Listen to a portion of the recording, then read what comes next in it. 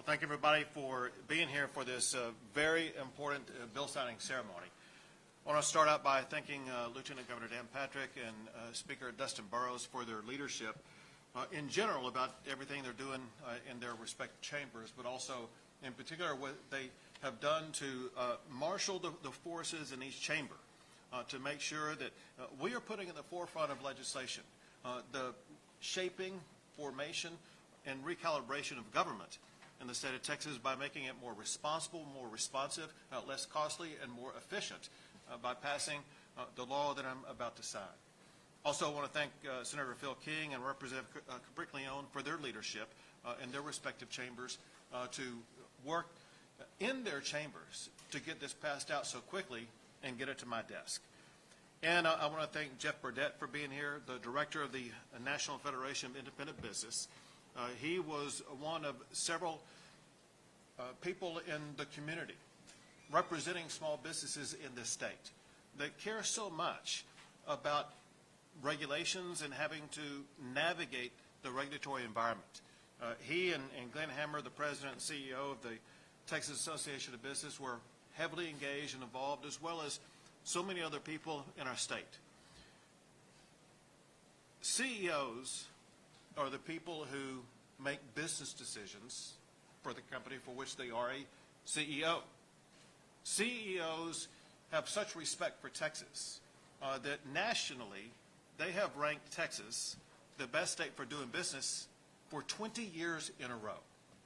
And going beyond rankings, they put their money where their ranking is, because they have taken that ranking and made an investment in Texas through economic development. And the investments they have made have led to another record. Spanning across the wall in the side of the room here are trophies that Texas has received, which are the national championship trophies of economic development. Texas has won the national championship for economic development for 13 years in a row. Business could not be doing better, with one exception. Among the CEOs that I talk to every single week, there were growing concerns, and concerns that were repeated time and again. The regulatory environment in Texas is getting too burdensome. The regulatory environment in Texas is well known for being good, but it seems like it's not as easy to navigate as it once was. Then I was shocked to learn that a study came out that showed that Texas had the 5th highest regulatory burden of any state in the United States. Completely unacceptable. We have seen this problem coming down the pathway, and we actually began working on solutions for this before the name DOGE arose. What DOGE did, however, was to crystallize exactly what we were seeking to achieve. It gave definition to it. It gave strategies to it that the members of the Texas House and Texas Senate were able to craft onto legislation so that we in Texas can have our own DOGE, known as the Texas Regulatory Efficiency Office. What this law will do that I'm about to sign is it will slash regulations. It will put stricter standards imposed on new regulations to hinder the imposition of regulations that could prove costly to doing business. It will put a check on the growth of the administrative state in Texas. Altogether, what this law is going to do is to make government more efficient and less costly. It will ensure that Texas is operating at the speed of business, and it will make it easier for our fellow Texans, average Texans, to deal with their own state government. Texas DOGE will lead to spending cuts, regulation cuts, and a more user-friendly government. I'm proud of everything that the Speaker, Lieutenant Governor, as well as the entire House and Senate were able to achieve to get this bill to my desk, which is now law.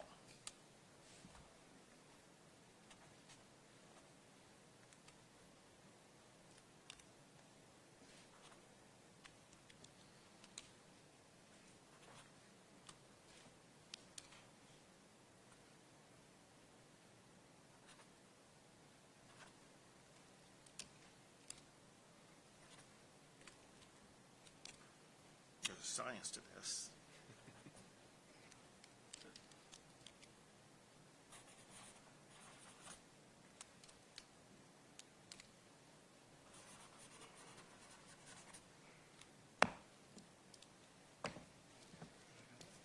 Texas regulatory reform is now law in the state of Texas.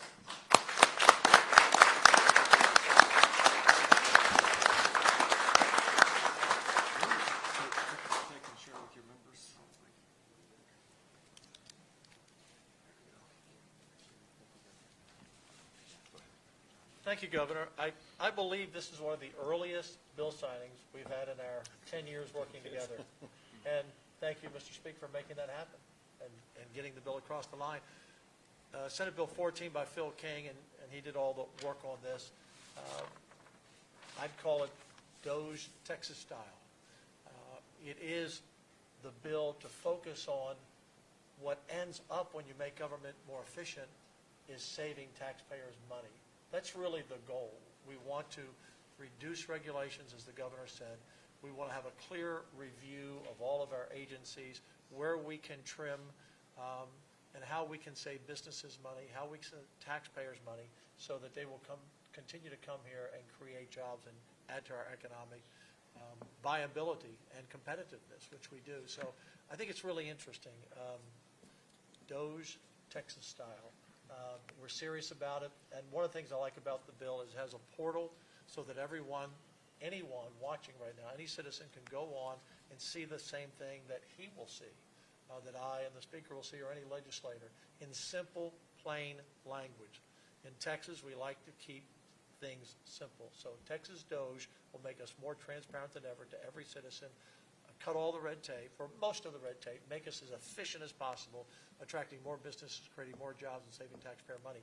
I can't think of really a better bill to start off the session with. Thank you, Speaker.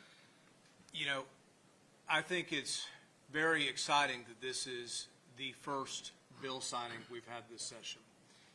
But I predict it's going to be the first of many more that we're going to have. Governor, Lieutenant Governor, this is a fantastic bill to start with. Both these chairmen back here did yeoman's work in getting this done smoothly, efficiently, and quickly so that we can put this into law. The business of Texas is business. It clearly is. And we have a reputation around the country as being one of the most business-friendly environments out there. As the governor pointed out, that's not always exactly true when it comes to regulations. Texas businesses, Texas citizens, they deserve regulations that are plain English, that you can understand what they mean. They deserve to know that what they actually do, and they deserve to make sure they're consistent and as few as possible. What this bill is going to do is provide a efficient regulatory framework. It is going to reduce the number of regulations. And what I believe is the fewer regulations we have, the more efficient they are, the easier they are to understand, is going to help Texas's business and economy continue to boom, which is why I'm excited this is the first bill that is being signed into law. Thank you all. Thank you. And now Jeff Burdett with NFIB. Thank you, Governor. First, I'd like to say thank you to the Governor for creating the Small Business Freedom Council. It was an honor to co-chair with Glenn Hammer from TAB and to work with your staff on this important and fruitful endeavor. I'd like to thank you also for your leadership in keeping small businesses always on the front of your mind and proactively keeping Texas the best place to do business. The Small Business Freedom Council was made up of business association leaders and small business owners from around the state. In early March, we released our report, and just a few items that we identified, including reducing regulatory and bureaucratic burdens, reducing taxes and fees, especially on the business personal property tax, and eliminating areas where there is fee duplication. I'm proud to say that many of these recommendations are now working their way through the legislative process, and it's an honor to be here today to see the Governor sign SB 14, which is a culmination of these efforts, and will continue our good work that we created by creating the Texas Regulatory Efficiency Office under your purview. I'd also like to thank Lieutenant Governor Patrick and Senator King for shepherding this on the Senate side, Speaker Burrows and Representative Capriglione on the House side. And it was a very efficient process. We're here this early in the process. That's the first proof of efficiency. There you go. First proof of efficiency, exactly. Senate Bill 14 is the kickoff to what could be the best legislative session for small businesses in Texas history. And I appreciate the support of all of these legislative leaders here today that have really helped small businesses. Thank you, and thank you to all the members of NFIB Yes, sir. for what they do to create jobs and grow our great economy. Yes, sir. Thank you. We'll take a few questions. Governor, is there a sector or an industry or some examples that you think is low-hanging fruit that this red tape could be cut? I got to tell you, I think there's low-hanging fruit all over the place. When you look at the vast amount of regulations, there's so much slicing and dicing that can and needs to be done. And so we will look to accelerate the process to make sure we start slashing away to make government more efficient as quickly as possible. Governor, we're talking a lot about different bill signings that we're expecting. I wanted to see if we could get any reaction on SJR 3 getting delayed today in the House. It's a priority for St. Patrick, as there's been reporting the House Democrats are going to withhold their votes on those joint resolutions. Any comment on that strategy? Well, I'm hearing it for the first time, so I don't know exactly what you're talking about. All I can say is this, and that is one thing that we have shown, being myself, the Lieutenant Governor, and the Speaker, we are working collaboratively together better than any time that I've been governor. And I think that same collaboration will seep into and be a part of both the House and the Senate. Listen, not everything is going to get passed on day one, and there's the give and take through this process. But I have no doubt that when the sun sets on this session, it's going to be viewed as one of, if not the most successful session we've seen in more than a decade. Governor, you mentioned that. Well, Dave, I was thinking about you, but I don't know what your availability. Yeah, but he can't count. So Well, that'd but be a also, problem.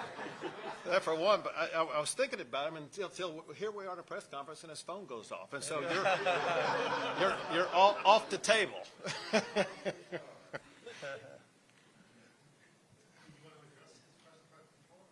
I don't. That's another example of efficiency. No, I don't. Governor, you mentioned that you were surprised by this report that said that we had a bad rep in regards to regulations. The Texas GOP has been in charge for more than 20 years. Why did it take so long to get to this point? Candidly, what we've heard over and over again is how well Texas is run and what the regulatory environment is like. I'll give you the most prolific example. And that is in, more than that. In April of 2020, Elon Musk came to meet me here in my office and said that he wanted to create a cyber auto manufacturing company in Austin, Texas, and hadn't even turned dirt or anything like that on it. He said, here's the deal.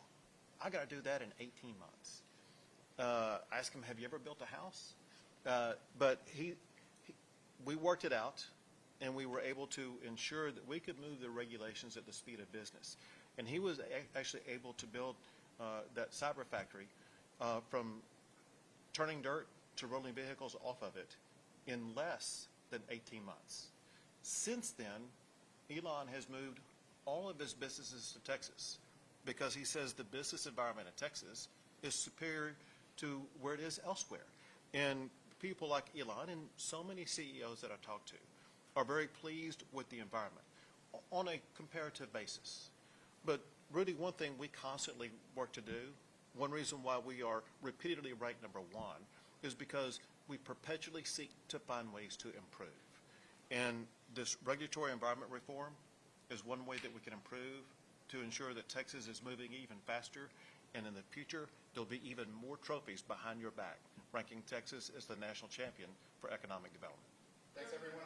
Thank you. Thank you. Timeline for SB2 from the Senate. Logistically, timeline for SB2, when it's going to go to the Senate, when theoretically could be signed. Sometime during the session.